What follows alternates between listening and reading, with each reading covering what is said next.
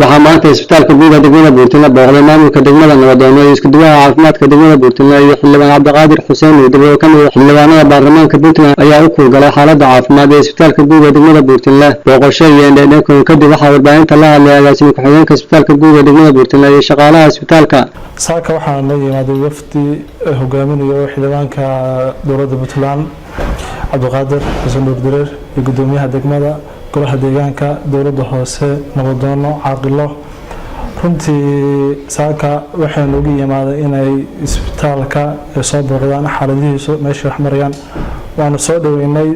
waxaan mahad celinaynaa dhammaan magaranaysa maamulka soo booqday iyo wafdiga ballarna hogaaminaya xildhibaanku gudoomiyaha degmada xildhibaanada nabadoonada runtii aad baan ugu faraxsanahay inay soo booqdaan isbitaalkoodii weeye inay soo booqdaan bukaankoodana waa xaq lagu leeyahay oo waajib saaran aniguna waa soo dhaweynaa ilaahay idinkiisa waxa weeye insha Allah shaqada isbitaalka socotana waa shaqo aad wanaagsan shaqaaluhu waa helayaan markasta waa shaqaynaya maamulkana waxa ka codsanaa inay marar badan soo booqdaan isbitaalka. Geesta kale caaqil dalaal ayaa isaguna dhankiisa ka hadlay booqashada saaka ay ku yimaadeen isbitaalka guud degmada burtinle ee gobolka Nugaal. Saaka waxaan soo booqanay booqasho taariikhi ah isbitaalka degmada burtinle anagoo ka kooban maamulka degmada gudoomiyaha ugu horeeyo odayaasha deegaanka xildhibaanka dawladda Puntland guud ahaan bahda caafimaadka oo dhan. runtii isbitaalka waa arrintiis aad u fiican tahay wax bukaan oo fara badan hadda ma jiifaan xaaladda caafimaadka degmada aad u fiican tahay. ugu dambeyntii gudoomiyaha degmada burtinle maxamed axmed ayaa uga mahadceliyay sida masuuliyadda leh ee shaqaalaha isbitaalka ugu adeegayaan bulshadooda. aad baan uga mahadcelinaynaa sida ay masuuliyadda leh ee u guteen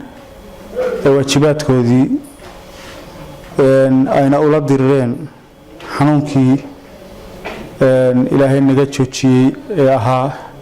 shubanbiyoodka ama cudurrada faafa. runtii saakato waxaan ugu tagnay iyo xanuunka jadeecada ee runtii dagaal adag ay la galeen. waxaan kaloo aad ugu mahadcelinayaa dhammaan bahda caafimaadka oo runtii waxyaalaha ay farxad geliyay waxaa ka mid ah xilliyadii hore ama sanadkii hore aan oran karnaa inay degmada ka shaqaynayeen dad ka yimid gobolada kaleeto oo runtii iyaguna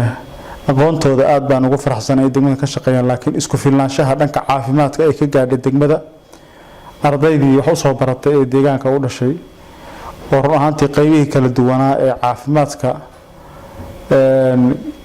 dhan walba position walba oo loo baahnaa buuxiyeen taasi waxay igu beerdhay farxad aan la soo koobi karin. allah ayaa mahadda iska leh dhammaan bahda caafimaadka aad baan ugu mahadcelinaynaa. runtii waxaad ka dareemi kartaa bukaanka jiifa isbitaalka inuusan xanuun balaa uusan ka jirin degmada. runtii dad 4 qof gaaraya ayaanu ku soo booqanay oo jiifa halka adeegyadii kale dadkii xanuunada kala duwanaa aad bay u shaqaynayaan. xildhibaan cabdiqaadir xuseen midab oo ka mid ah xildhibaanada baarlamaanka puntland oo hogaaminaya wafdigan saaka booqday isbitaalka guud degmada burtinle ayaa ugu mahadceliyay bahda caafimaadka degmada burtinle gaar ahaan dhaqaatiirta iyo shaqaalaha ku hawlan caafimaadka sidii ay ugu adeegayaan bulshadooda. mawlid maxamed kooshin warbaahinta SBC degmada burtinle.